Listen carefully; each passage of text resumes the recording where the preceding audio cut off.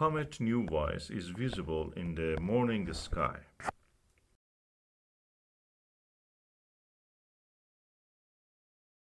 In this video, I will show you how to photograph this comet, and you can actually see it and photograph it. Find the clear horizon towards the northeast in 7 easy steps. They are: step 1.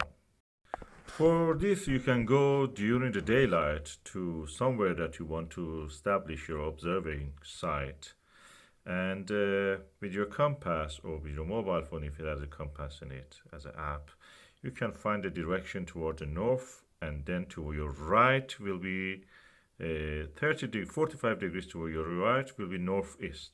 So that's where you will see the comet NEOWISE. So mark that position.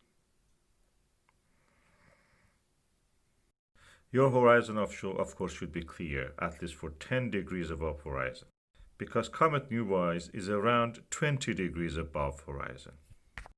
Step 2. A camera. It can be anything. Ideally, it is good to have a DSLR camera, but if you don't have it, don't worry. You can use a compact camera or even your mobile phone camera. The only thing is that you must be able to hold it steady in your hand if you want to photograph, or use a tripod.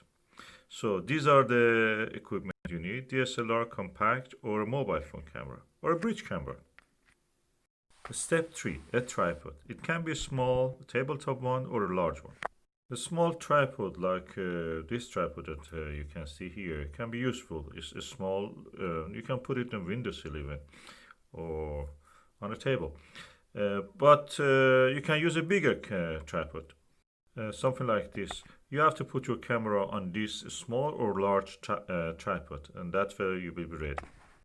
Step 4, clear weather. You can use a Metaphys app or a clear outside app to see how is the weather outside at the time that you want to go outside and observe the comet. Step 5, an alarm clock. You need it. You need an alarm clock. The alarm clock will wake you up at the right time. It is for this comet at about 2 o'clock in the morning, and that will also give you enough time to set up your equipment, and you will have around 2 hours until the sky gets bright enough that the comet will be dim in the background of the sky before the sunrise. So set up your alarm clock for 2 o'clock. Step 6, focus the camera. That's very important. You have to make sure that your camera is focused, the lens of the camera. In DSLR, you do it by turning. You have to make sure that it's not on autofocus because the light is very low. In the normal mobile phone or other cameras, you can just change it by tapping on it, or other devices. You can just make it sure. To make focusing easier, you can use the star Capella, which is above the comet. When you focus on Capella, bring down the camera lens a little bit toward the comet. You can see it. Step 7. Take a lot of photos. Don't be stingy.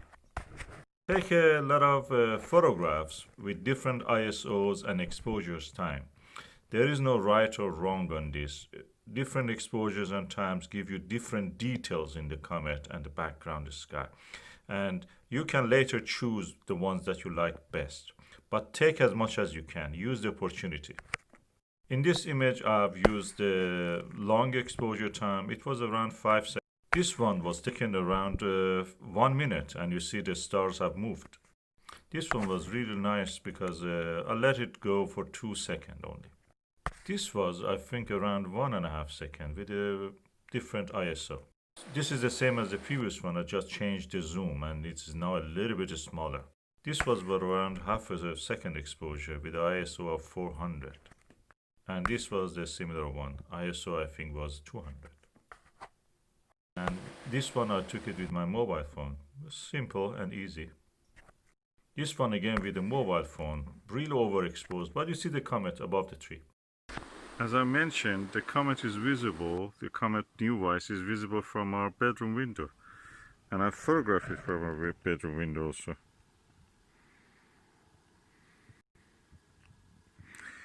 0.8 second, and ISO was, I think, 1600, something like that, or 3200.